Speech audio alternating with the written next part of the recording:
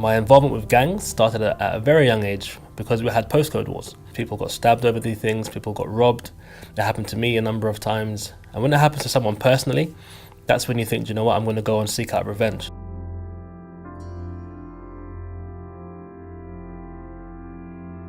The first time I carried a knife, I was 13 years old.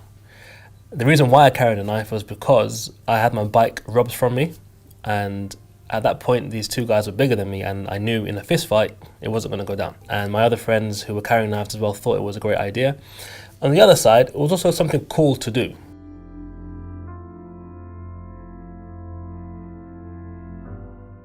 So a number of years ago in 2007, my friend Jevonne got stabbed and he was killed. And this was hard for, of course, his family, his siblings, his close friends. It just broke our hearts. When you lose a friend, especially someone who's stabbed by a knife, and you're also the same person out carrying a knife on the streets, it does kind of change your decisions and change your perspective on what that knife can do. If I do pull out that knife, if I do end up stabbing someone, I then become part of the problem. I become part of the cycle.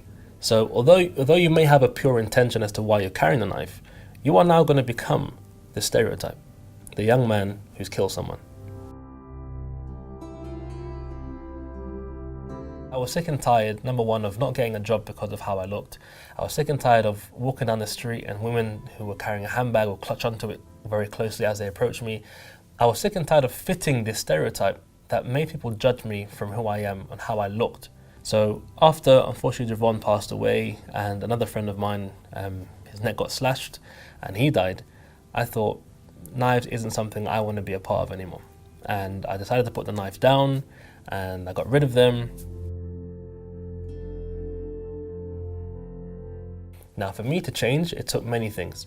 Number one, I had to change the way I dressed. Could I wear jeans and maybe a crew neck top?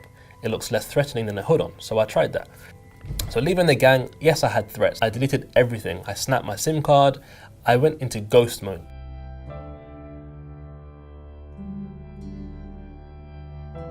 Moving to Coventry for me, I did it for the right reasons, but it broke a part of me.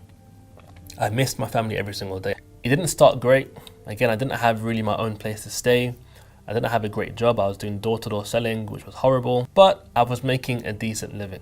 I was making an honest living. So for someone who wasn't doing that before, this is a great step going forward.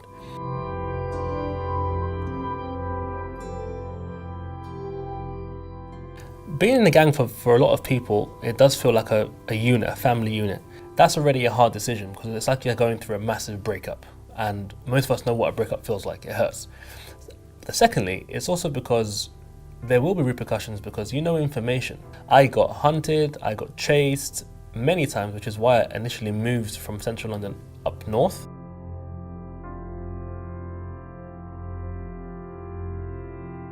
But I'll be honest with you, when you're in a gang, when you're part of a crew, when something bad happens to you, if you get stabbed and you go to hospital, if you get arrested, watch and see how many of them come and see how you are. Watch and see how many of them come or give you a call to see how you're doing. Very few or none. You are very much dispensable when you're part of a gang.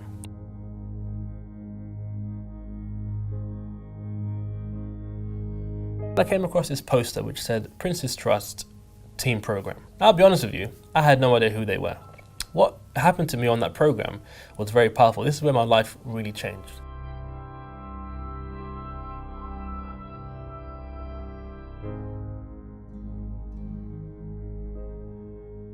And I burst into tears. I thought, wow, I don't even have any qualifications more than a GCSE. And here I am being headhunted for a job.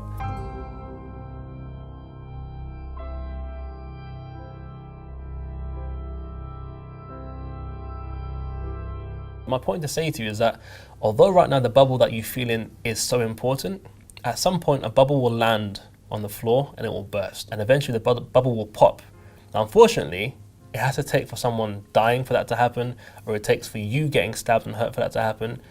It doesn't have to go that way. If you look at yourself now and you know deep down that you are unhappy with who you are, unhappy with the way of life that you live, your family situation, you can change that, but only in the right way. Carrying a knife isn't going to save your life, but it could cause you to take someone else's life. So my advice to anyone carrying a knife is put it down. get rid of them.